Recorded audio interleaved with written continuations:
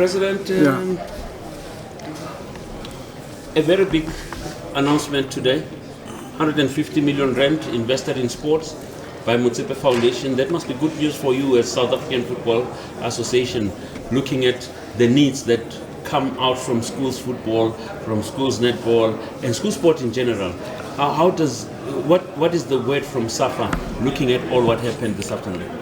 Well, the word from SAFA is that it is wonderful for the future of football in this country for three reasons. One, that for the first time we have funding available for school football at primary school, school football at secondary school, and that is already laying a solid base for the pathway of players from primary school level. But the Motsepe Foundation has not only stopped with 150 million investment in schools football in South Africa, they also invested $10 million into CAF Pan-African schools. So there is now domestic competition, there is a COSAFA competition, and there is a continental or CAF competition. And finally, FIFA will introduce the FIFA competition. As we speak, the two COSAFA champions are both South African schools. Clapham, as well for boys, and Edendale for girls, won the COSAFA schools competition in Malawi, and they will now play in the Pan-African or CAF African schools competition. This strengthens the drive for schools football. President, I'm looking at the work that you have been doing from, whether it's Motsepe, ABC Motsepe, and all of the other schools competitions. Are we looking at, and somebody spoke about the graduation of the players going into the senior national level, national team. Are we looking at all of this being, all of these kids being groomed in essence to become Bafana players in the future? Is there any alignment between this and Bafana? Yeah, absolutely, and that's why we have junior national teams. We have an under-17 national team. That under-17 national team has qualified for AFCON. They are going to play now in April in Algeria. They are in a group with, it is South Africa, it is Morocco, it is Nigeria, and it is Zambia. They said it's a group of death, but our under-17 team is in that group, and they must be in the top two, because from there you qualify for under-17 World Cup. And all of those players are produced through the K Motsepe Schools competition. And the fact that Clapham is the Southern African champion for schools gives you an indication of the strength of our schools competition.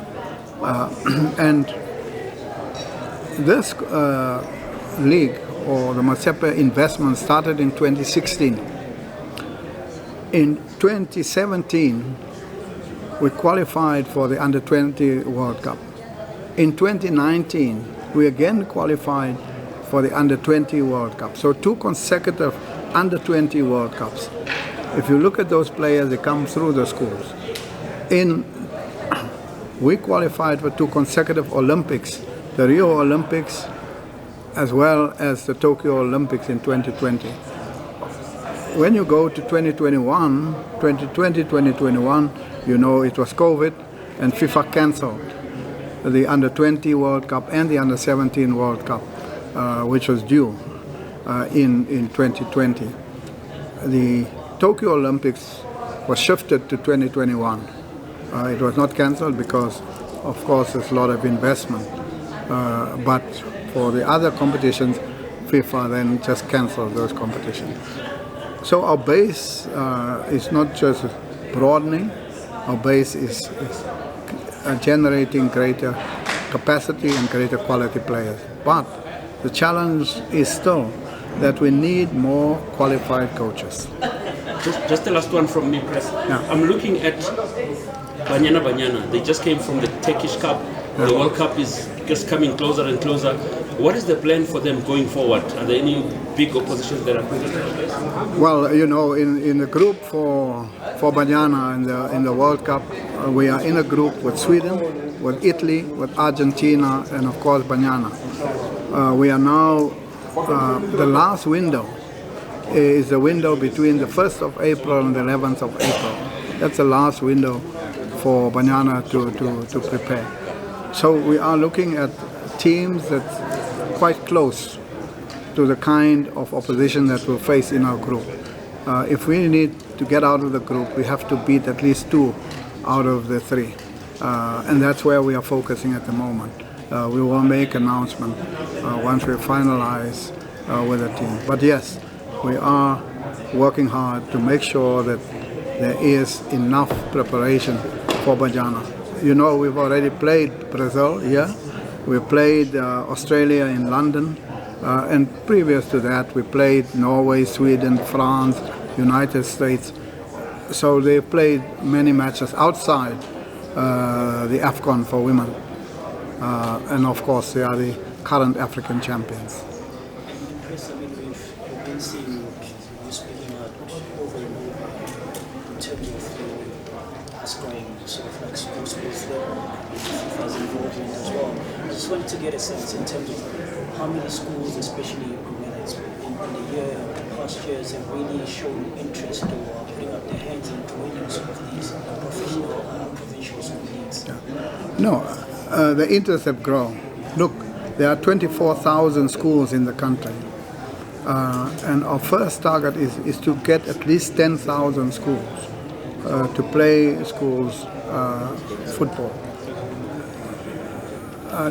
And the difficulty has been that there are those, the private schools and the Model C schools were reluctant to play football. And that is beginning to change. And we see greater interest. So we will continue that engagement, and we want as many schools as possible, beyond 10,000 schools out of the 24,000 to play football. So that is an ongoing engagement with the schools. All right. Thank you so much, President.